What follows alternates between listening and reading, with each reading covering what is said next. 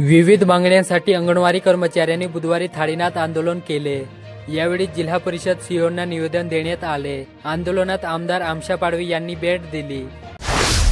नंदुरबार शहरालगत असलेल्या baler MIDC मध्ये लवकरच उद्योगाची उभारणी होईल। या दृष्टीने जिल्हा प्रशासन प्रयत्नशील आहे। त्यासाठी या ठिकाणी मूलभूत सुविधा उपलब्ध व्हाव्या, उद्योगांना प्रोत्साहन मिळावे यासाठी प्रयत्न करण्यात येणार। येथील औद्योगिक वसाहतीच्या विकासामुळे नंदुरबार जिल्ह्यात रोजगाराच्या नवीन संधी निर्माण होतील आणि औद्योगिक प्रगतीला चालना मिळेल, असे मत जिल्हाधिकारी डॉ. मिताली शेट्टी यांनी व्यक्त केले।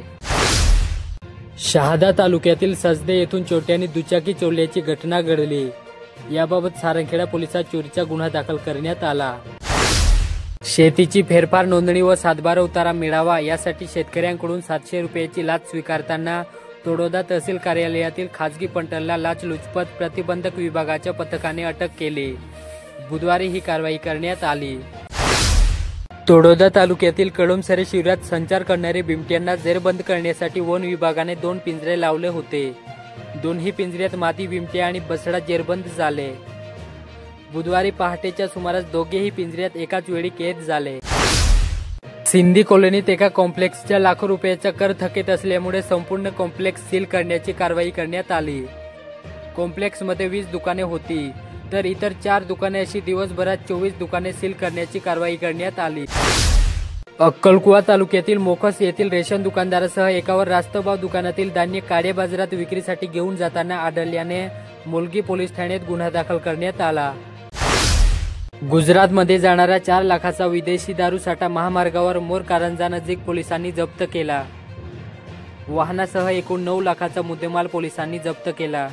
या प्रकरणी चालकाविरुद्ध गुन्हा दाखल करण्यात आला।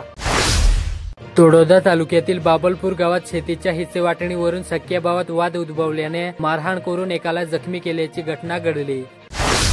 चाचा नेहरू बाल महोत्सवात जिल्हाभरातील 20 शाळांच्या 882 विद्यार्थ्यांनी सहभाग घेतला।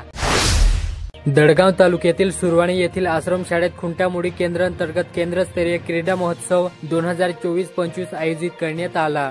खुंटामोडी केंद्रातील सर्व जिल्हा परिषदच्या शाळा व हायस्कूलच्या खेळाडूंनी सहभाग घेतला। सुजलन पवन ऊर्जा क्षेत्रात जमीन गेलेल्या आदिवासी शेतकऱ्यांना जीवाचे संरक्षण व्हावे व शेतकऱ्यांना न्याय मिळावा अशी मागणी करत जमीन परत मिळेपर्यंत आमरण उपोषणाचा इशारा निवेदनात देण्यात आला। शेतकऱ्यांनी जिल्हाधिकारी डॉ. मिताली शेट्टी यांची भेट घेऊन त्यांना निवेदन दिले। शहादा येथील आदिवासी महिलेला ठार करणारे संशयितावर कठोर कारवाई करण्याची मागणी एकलव्य आदिवासी युवा संघटनेने निवेदनाद्वारे केली। हे निवेदन तोडोदा तहसीलदार दीपक दिवरे यांना देण्यात आले। मकर संक्रांतीच्या निमित्ताने नंदुरबार जिल्ह्यात 7 ते 21 जानेवारीपर्यंत प्रतिबंधात्मक आदेश जारी करण्याचे आदेश जिल्हाधिकारी डॉ. मिताली शेट्टी यांनी दिले। मंगळवारपासून आदेशाची अंमलबजावणी सुरू झाली। शहादा शहरातील वसाहतीत डास प्रतिबंधक फवारणी करण्याची मागणी होत आहे। रोटरी क्लब ऑफ नंदनगिरी तर्फे मॉडेल उर्दू हायस्कूलमध्ये विद्यार्थ्यांची आरोग्य तपासणी करण्यात आली। दडगाव तालुक्यातील माकडकुंडचा पिंपरीपाडा गावात 21 वर्षीय विवाहित महिलेने आत्महत्या केल्याची घटना घडली। याबाबत दडगाव पोलीस ठाण्यात संशयित दावले रंगले पाडवी याच्या विरुद्ध गुन्हा दाखल करण्यात आला।